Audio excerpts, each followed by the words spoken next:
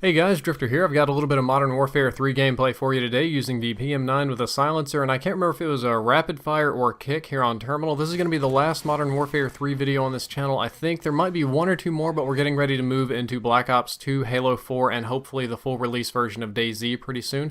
Today's topic is going to be about fear and things that scare me in general. It's getting close to Halloween, so it felt pretty appropriate to talk about this. I've got a couple Halloween-themed videos coming up, and this is going to be the most intellectual of all of them. The other ones are going to be a lot spookier, a lot more in the season, but let's talk about fear. And let's start off with the things that I'm afraid of. Some of the basic things I'm afraid of, which I'm assuming that most of you would also be afraid of, are death. I'm afraid of dying. I'm not sitting here, quaking in my boots, or it's not like the biggest fear I've ever had, but dying is generally not very high on my to-do list.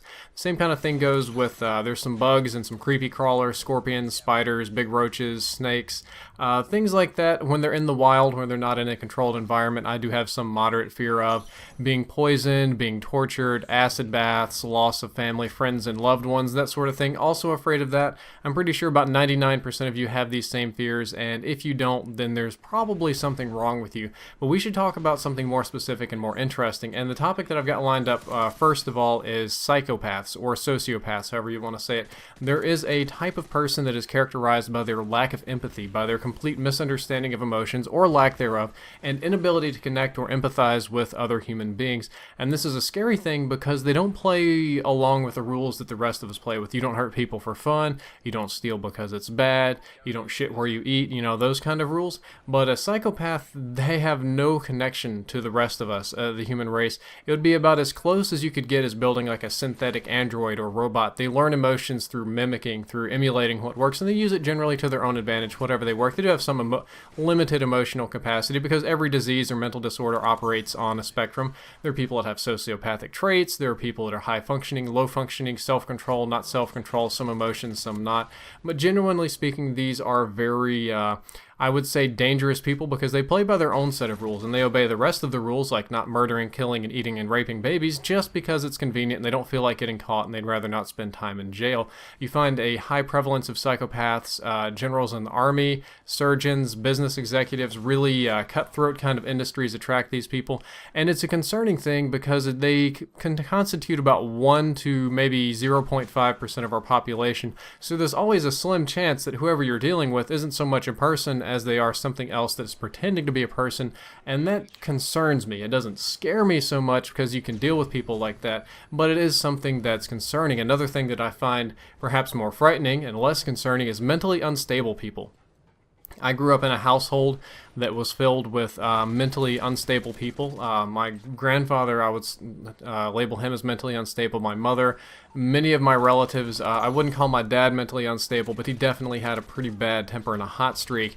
And mentally unstable people, crazy people, people with emotional disorders, I tend not to like and to genuinely have a little bit of like Pavlov's dog kind of conditioning fear to, because you don't know what they're going to do next. You don't know what tiny little ticky thing is going to make this person go from happy to batshit crazy trying to stab you. And that's something I don't like. I would say that I'm more afraid of mentally unstable people than I am of psychopaths or sociopaths because the psychopathy and the sociopathy, they don't have emotions. They're not prone to spontaneous random outbursts. They are to some degree predictable, though they operate at a different logic than most of us. The truly crazy people with emotional or chemical imbalances, they bounce around, they get stabby, they get happy, and that is something that concerns me a lot. I don't like dealing with an unknown situation, which leads us to our final topic of this commentary, and the one that's going to fill up the most of the time, and that's that I think that true fear comes from not understanding the situation.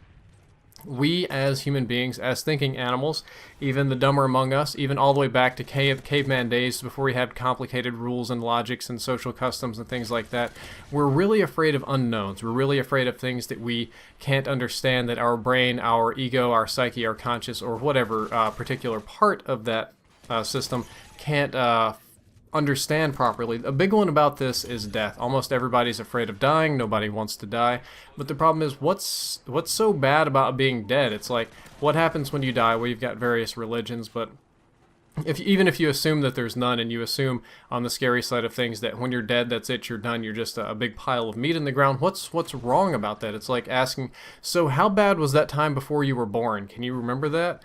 Or how bad was that nap you took? Do you remember any of that? It would be a similar kind of thing, but we're all completely afraid of it because we see it as a complete unknown state. And the same thing happens in a scary situation, usually a life-threatening situation, sometimes a big life-changing situation, because you don't know what the outcome is. You don't know what the factors are. You don't know what's at play.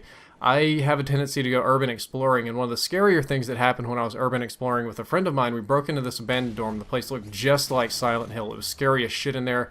The ceilings were falling in like somebody had killed an alien from Aliens, and there was bats and pigeons and poop and weird random relics from the 70s, and the place was just scary as hell, but it still had some power.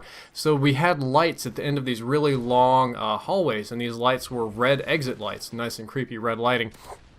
We were supposed to be the only people in the building, but we heard a door slam at the end of the hallway, so it was like, quick, everybody run, run, run. Just like, we got into this tiny little stairwell. It's like, no, we hold here, we're going to hold, we're not going to move, we just watch and be quiet, full of whispers.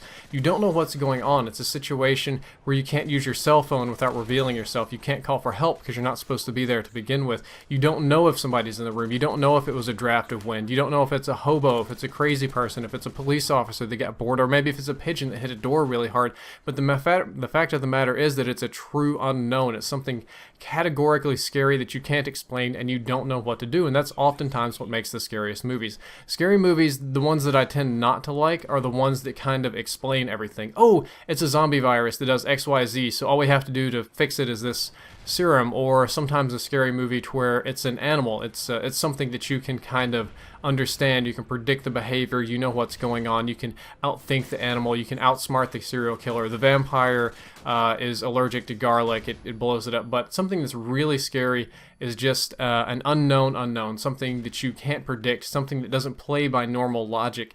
And I generally find those to be the most truthful stories. Like I would get on 4chan's X or read ghost stories or whatever, and stories where people instantly explained everything. Well, obviously this is a demon and a spook and a goblin, and you know, I did such and such incantation and they were gone. I didn't really believe that, but people that post the stories about things that happened to them that were odd, that they couldn't quite wrap their heads around, that were scary, that kind of defied logic, or they would try to apply a logic to it and just be completely wrong. Those were the stories that I believed, and those were the stories that scared me the most. Maybe perhaps I've given you a tip on how to lie to me better. I believe things that are more ambiguous rather than specific, because I don't believe the human brain is capable of explaining such of these kind of, we'll say, paranormal events. But the same thing is true if you're dealing with a stalker or a scary person or somebody that's hunting you down.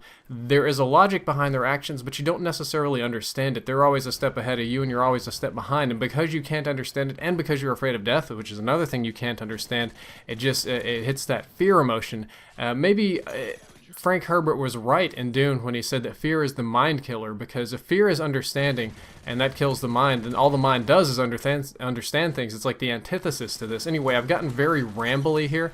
I'll sum it up by saying that I'm afraid of most normal things.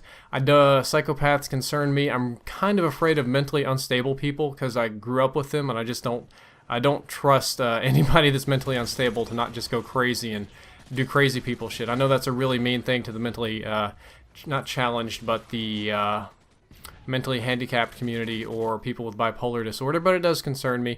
And a true unknown, something that's truly scary, is something that you just don't understand.